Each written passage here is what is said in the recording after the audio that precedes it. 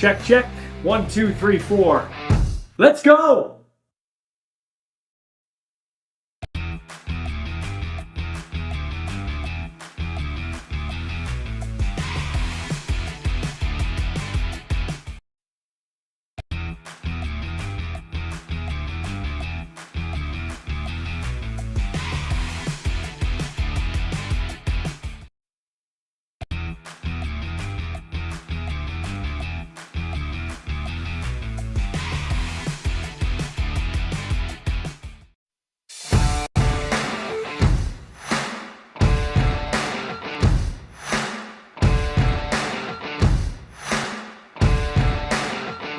All right, segment we call Ballers, same last name. How's your nose? Good. Yeah, it's not too bad. Kind of surprising that that happened, but just adds grit. I like it. It was fun to try to battle through something and nothing too serious. Can you get close? Can I see it? Your face? It's not really that bad. It's swollen in here a little bit still and bruised, but it's Yeah, not so too like bad. so let's tell the people. So you come down on a punt cover and like I was watching from the stands and I know you. So you came down for a punt cover and I don't know if you didn't break down or if you hesitated just a second. And when you hesitate in the CFL, you're dead, right? Like Yeah. it's these are big boys. And then you tried to do something. So what, you jumped on the pile, right? Yeah, I kind of just like dove to try to get in on the play and you couldn't really see it, on the film, or the TV copy, but I think I kind of just like fell over the pile. My head kind of tilted up.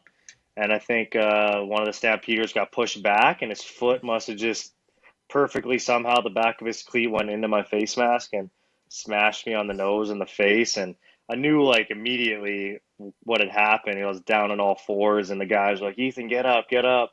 And I was like, I couldn't see, like my eyes were watering, and I knew I was bleeding right away. And whatever, got up, went to the sideline, and got checked out. And I was back in there after a couple minutes. Just had to get the bleeding under control, and we're good to go. I thought you had a concussion and they took your helmet away. That's I was like, figures. I finally get to watch you play and you got a concussion. But how much street cred did you get with the players and the coaches? Yeah, I think it's always good to show toughness and grit. I pride myself on being tough and being a gritty player. And yeah, I think like the guys obviously love that stuff. It's a football locker room, right? That's something dudes rally around. So yeah, just add to the experience, and it'll be a story I'm able to tell later on in life. Like I would picture Strevler to come over and say something. Did he say something to you? Yeah, I probably did, and at some point on the sideline, all the guys were kind of looking at me and laughing, and I was like, good thing I was already ugly. It didn't really, it doesn't really make a difference, and I got a girlfriend, so we were having some good laughs on the sideline for sure, because I was looking a little rough.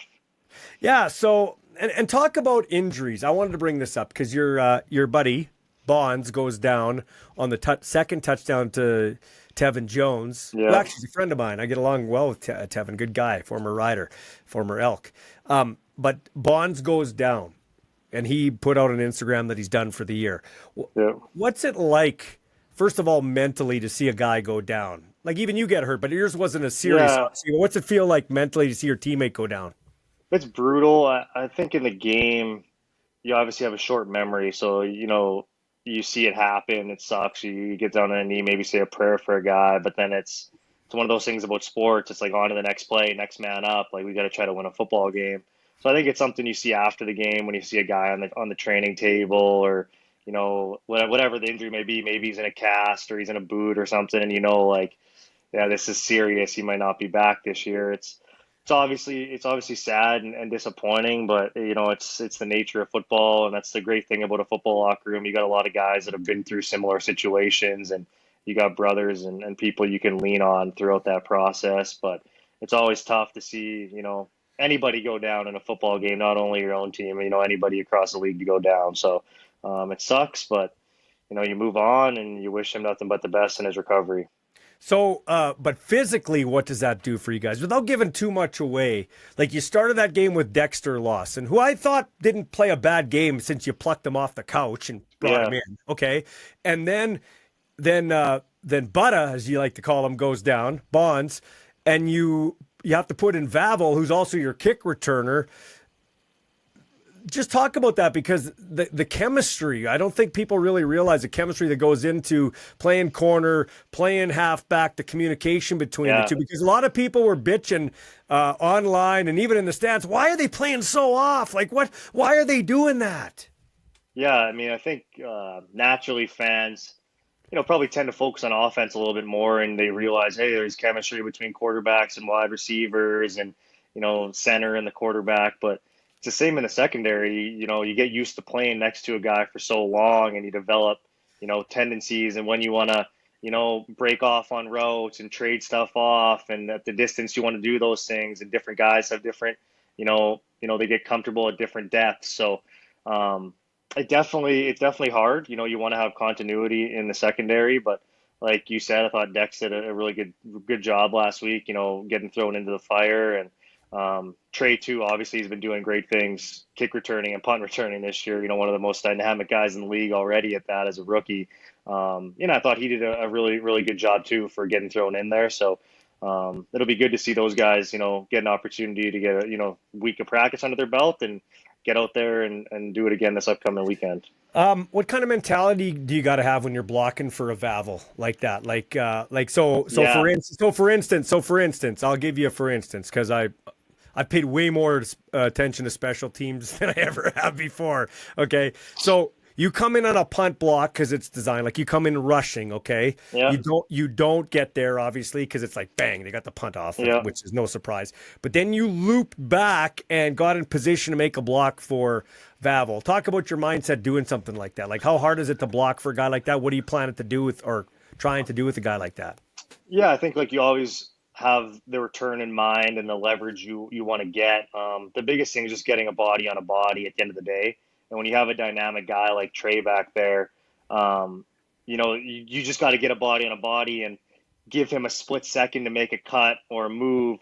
And I think the other big thing is, not getting mesmerized. Maybe even if you don't get on the right guy or get the right leverage, or maybe you lose your guy and he's going free to Trey, you turn to the next level and you try to pick up somebody else because you got to think and you know that Trey's probably going to make the first guy miss or the first two guys miss, and you want to turn to the second level and get that third or fourth guy to help Trey bust it, at the second level. So I think that's the biggest thing. It's not getting memorized. It's not watching the play. Even if you lose your guy, it's turning around, looking for work because Trey's going to make the first guy miss. I think that's the biggest thing when you have a dynamic returner. And if you do that enough times in a season, they're bound to bust one or two like we saw a couple weeks ago. Yeah, so talk about that because you I don't know if you so much threw a block as got in the way of that big D lineman from Toronto coming down and he hit about 80 pounds on you in the kick return for your team.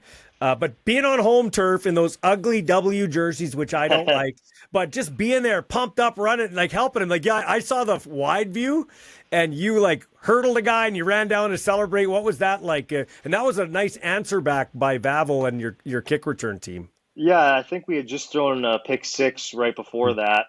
So it was a great, answer back, and we pride ourselves on, kickoff return to, when you're out there for kickoff return, the other team's obviously just scored most of the time. So you're trying to, spark something for your club and get the momentum swinging back in your favor.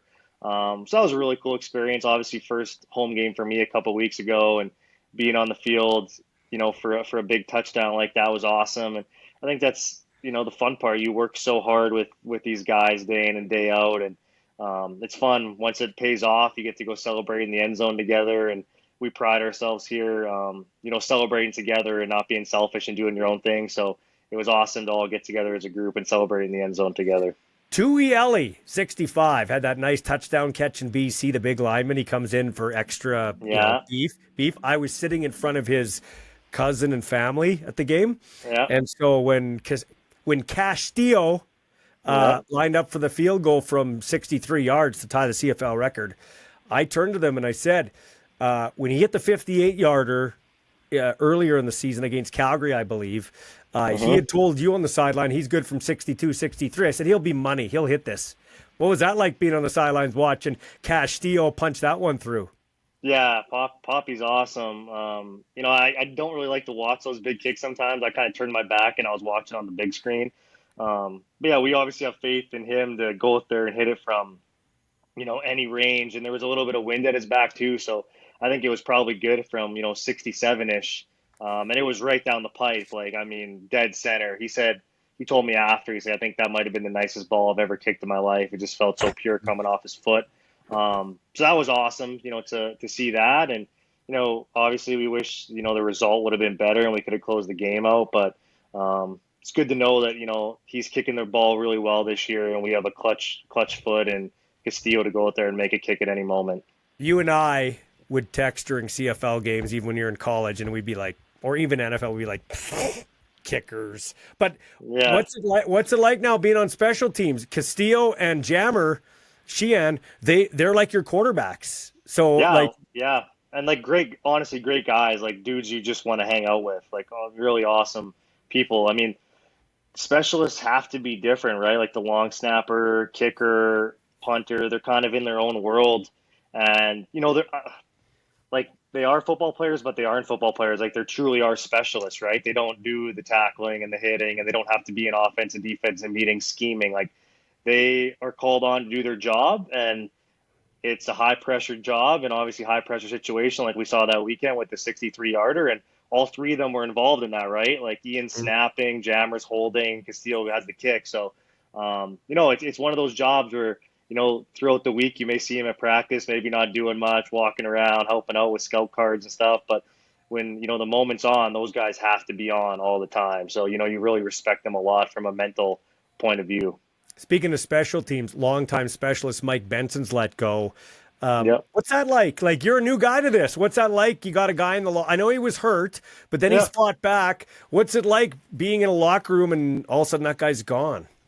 Yeah, I think obviously coming into pro football, you know that it's a business, right? And no decision is personal. Like, I mean, it's just at the end of the day, it's such a numbers game at this level. And I think I've, been seeing that. And I always knew that, but now that you get relationships with guys and you see it happen from a different perspective, it's obviously tough. But at the end of the day, it's a numbers thing. Lots of the time, it doesn't maybe even have to do with your performance or play. It's just a ratio or numbers thing at this level in the CFL. There's so much turnover week to week. So it obviously, sucked to see. He was a really good guy for the short period of time that, I got to know him. But it's just the way the business goes. How does that play with your head? How do you deal with the insecurities? Because I know there's guys in locker rooms, they walk in every day hoping that their stuff's not cleaned out, right? Yeah, I mean... And especially you, because like a guy like you, you're at the bottom of the roster, right? Yeah. I think you're just grateful for every opportunity, and I think you just have to stay in the moment, and you can't think about that too much. You focus on your job day to day, going in, doing your work, and when your number's called, go out there and do your job. And the thing is, you can only control what you can control. Like you can't control those decisions. So do what you can do and put the work in and be prepared for when your opportunity comes, and let the rest take care of itself. There's really, nothing good comes from stressing about things that are totally out of your control. So I don't worry about that too much. Hey, we used to joke about Winnipeg too. Do you have a new appreciation of the city of Winnipeg? Have you got out much to see it?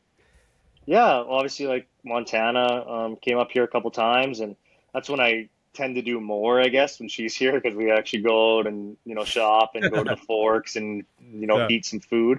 There's lots of cool places in the city. It's awesome down by the river in certain areas. So yeah, definitely I've earned an appreciation, and it's really not much different from Regina, and I appreciate Regina a lot too. I like the cities that aren't too big. You can, get to one end to the other in a relatively short amount of time. You don't feel like you're living on top of one another. Going to Toronto and some of these cities, it's awesome to travel there, but, it's so hectic. There's so many people. It feels claustrophobic. So, you definitely appreciate the Winnipegs and Reginas of the world.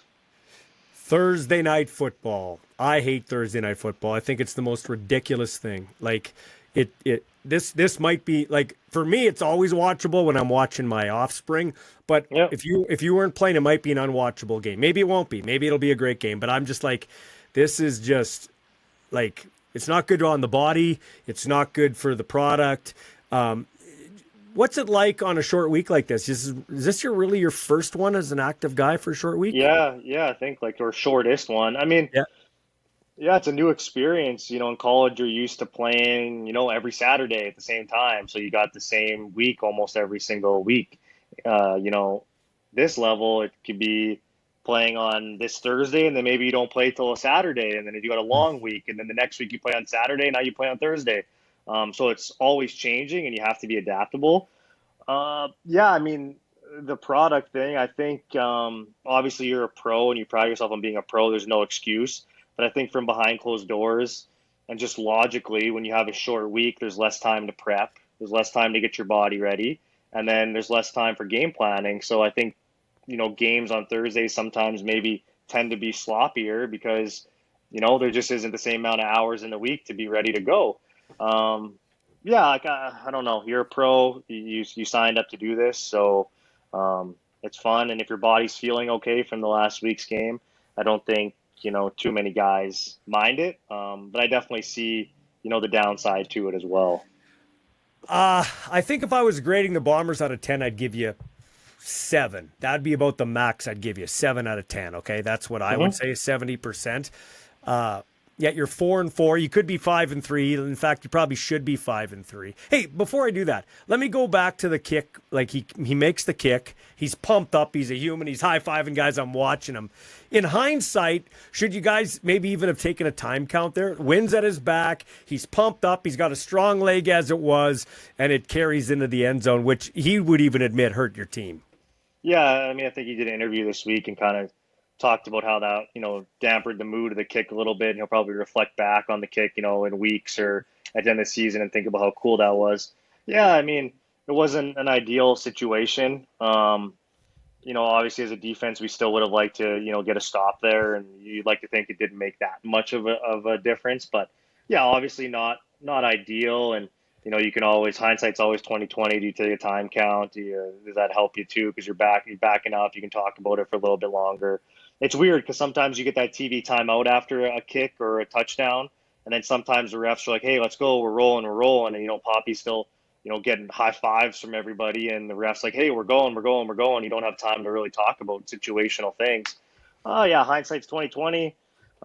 We'd still like to get a stop there, and it was still an awesome, kick by him. And I think he still graded out like the highest guy for PFF this week in the CFL. So, okay, so where I was going next then is you're 4-4, could be 5-3. yeah, Without giving too much away, what's it like in that locker room right now with a team loaded with vets? I know you were 2-6 last year, but does it feel how does it feel in the locker room right now?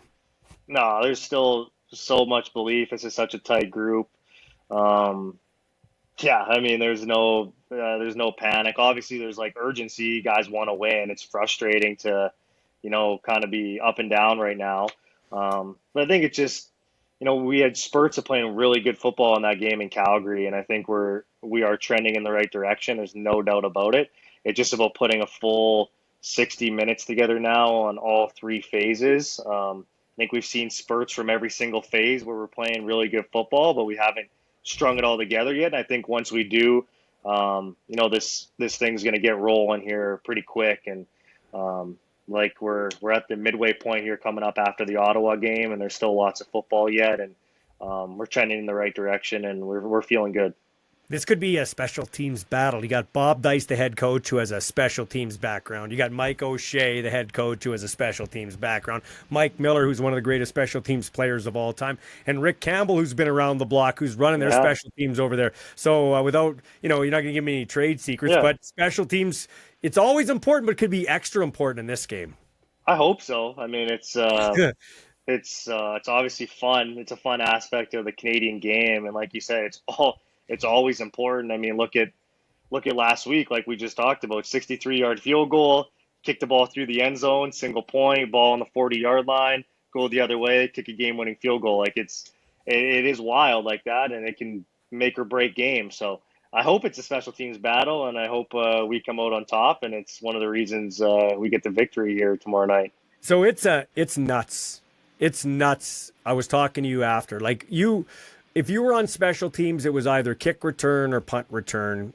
You weren't really blocking or you weren't tackling anybody really, right? In high school, university you were, but in NCAA. Let's be honest, Yeah, it was a fair 60, catches, 60 yard, touchbacks. yeah, boring shit. So, but I talked to you the other day, and you said this is the most fun you've had playing football, and I'm like, holy cow, that's crazy because like since high school, because special teams is like the ditch digging of the world of football. Yeah, it really is. And like even going back to for the first question about, the nose and the face and everything, like I don't know, it's just fun. Like it's fun to be like the gritty guys on the team with, your hard hat and your lunch pail. And we kind of talked about that the last time we chatted. And it's just fun. Like it's fun to be a part of that group and those guys. And I think it's fun to have Coach Miller because, he obviously did it for so many years. And, he was like a tough SOB, obviously. Same with Coach O'Shea. So they appreciate that stuff. And yeah, it's just been a lot of fun. And in the CFL, you're going to get, 20, 25, just under 30 snaps maybe in a game of special teams where you're actually getting to go cover kicks and you guys are returning kicks. It's different than, NCAA or American football. So it's been a lot of fun the last 3 weeks. Lastly, so I've been arguing with people online about the C and the CFL and the Canadian ratio because I put a post out about like our family and friends bought 27 ball jerseys, some W, the one I don't like, some Yeah. white, some blue. Yeah. And I basically, my family and friends, our family and friends basically paid to have you play this week. Like we paid more money. It was almost like I was putting you in a hockey tournament or a Yeah. select football camp, right? That's what it was. But I think that's also why the ratio is important, because I mean, who's buying 27 jerseys for a guy who's no offense, but who's a guy at the bottom of the roster that's not an established player, that's a Canadian special teams guy, Yeah. right? Yeah. And you look at the Dalkies. So then they were saying, "Oh, you're just bragging." Blah blah. I said, "Okay, so let's take my kid out of the equation and let's look at the Dalkies.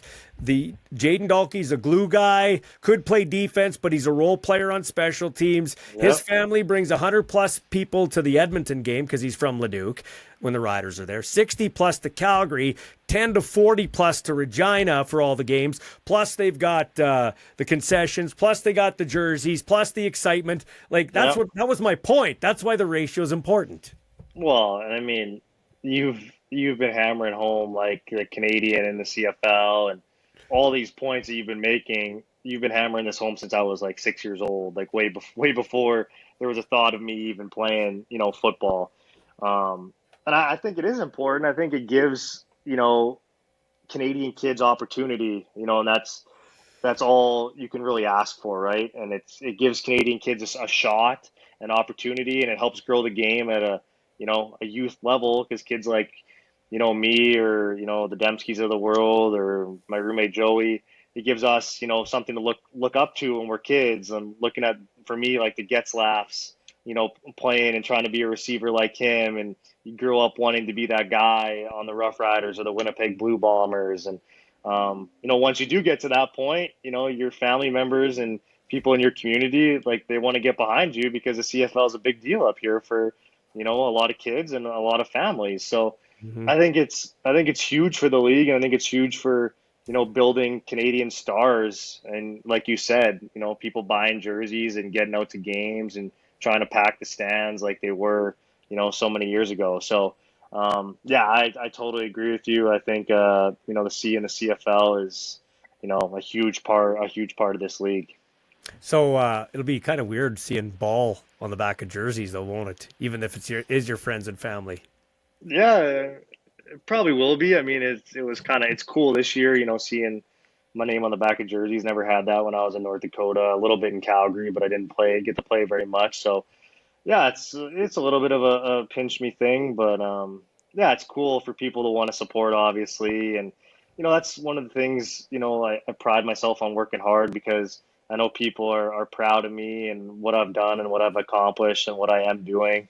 So I always want to put my best foot forward and obviously play well for the organization and my teammates and brothers, but also play for the name on the back and people that are proud to support me and watch me and do what I do. So it's one of the reasons why I love doing this so much. How guilty did you feel when those kids, after the Argos game at home, they were like getting autographs and they're asking you for your gloves and your towel and everything, and you couldn't give it up because you might think you might not get another pair? Yeah, like I'm a rookie. I can't be just handing out gear like that. No, it was cool to have everybody in the field. I guess I was a little naive from college, thinking I could just go out there and like take pictures with my family and friends and everything, and nobody would care who I am because in my mind I'm like, hey, I'm a special teams guy. Like I'm just doing my role. Yeah. But to have kids coming up to me and stuff, wanting to take photos and everything, it was pretty cool, and it just goes to show you how much this team means in the community and to the youth, like we were just talking about, and kids growing up wanting to be like you. So I think it's important to take time to sign the autographs and take the photos, because even though I might think I'm not a big deal, like in some kids' eyes, it's like, hey, that's the kid that took a photo with me, and he's playing in the CFL now. That could be me. Like, yes, and that's what I actually texted Len Antonini this at the RMF, the executive director. I think he's a great guy. They have their wall of fame there for like the builders who helped resurrect that thing, like Gary Drummond, Botkin Construction, lots of places. But what about, they always have their kickoff weekend in August here, and it won't be this year, but what about each year you have like a ring of honor, but it wouldn't be a ring of honor because you don't have a stadium like that. But how about you hang a banner of a player each year who played in the RMF that went to the CFL or professional football? Off the top of my head, I had 20 guys. Like the first guy to induct would be John Ryan. That's crazy. John Ryan would be the first guy that would be inducted because he's supported RMF with the Mini-Mites. But like, why not have like a halftime ceremony of a game or to kick off the weekend, and you have him give a little, whoever it is, give a little speech, and that's this year's. And then the next time it's Getzlaff or Waldo or you got Stu Ford there. Off the top of my head, I had 20 guys. Yeah, I think that would be a great idea. I mean, I know me personally, like I'm super proud of, where I came from and my football journey. And I think that's what, to me, like makes this all worth it. Right. And, it's cool to even go back to Riffle and help out kids, and, like kids look up to you because you were them like 7 short years ago. So I would definitely be down for something like that. I mean, I remember my days playing in the RMF, and it's crazy to think like where I've come to now, from playing at Live Field to, playing, tomorrow night at sold out Princess Auto. Like, yeah, it's awesome. And I think we should do more of that to try to grow and build the game and show kids that, hey, anything is possible. And football is a great sport, and it's a great, path to take. And it can really be a vehicle to take you a lot of different places in life and give you a lot of different opportunities. So, yeah, I'd definitely be down to see something like that in Regina. And that's really, you grew up always wanting to run out of the tunnel, bring them out. You couldn't have ended in a better spot, though. Outside of Regina, like Winnipeg and Regina, Winnipeg and Saskatchewan, we have that rivalry, and they don't want to be called a big Regina, and we don't want to be called the small Winnipeg because I'm right now currently in White City. But that's really like you couldn't get a better spot than where you landed if you can't play in Saskatchewan. 100%. And even now, it's like, just objectively, like it's the best spot to play in the CFL. I mean, this is the 10th straight sellout, whiteout game. The Banjo Bowl's already sold out, so that's 11 straight home games that are going to be sold out. I think there's only 2 or 3 more after that. So, like, you're looking at a full season of sellouts. It feels like it was when I was a kid, back in the day. So, no, like, you couldn't be in a better spot for community support and people getting behind you and it being a big deal here. And obviously, the big game is here at the end of the year this season as well. So people are, really, really into it. So, no, it's great. It's great here in Winnipeg. People love it. It's cool to be a part of something that really means a lot to the community and people. Hey, before the game, just go splash yourself with holy water, okay? I don't want any injuries, all right? No more, okay? No, you're the king of stupid freak injuries. Like who breaks their nose in a football game having a guy step on their nose through a helmet? Like that, you are Michael Ball's son. There's no doubt about it. Hey, when you play hard, I think stuff just happens sometimes, and I think if you're not playing hard, sometimes you don't get hurt. You can't worry about it. Stuff happens. It is what it is, and that was just a funny moment. Bathe in it, bless yourself with it, drink it. I don't care, man. Good luck against Ottawa. Thank you very much.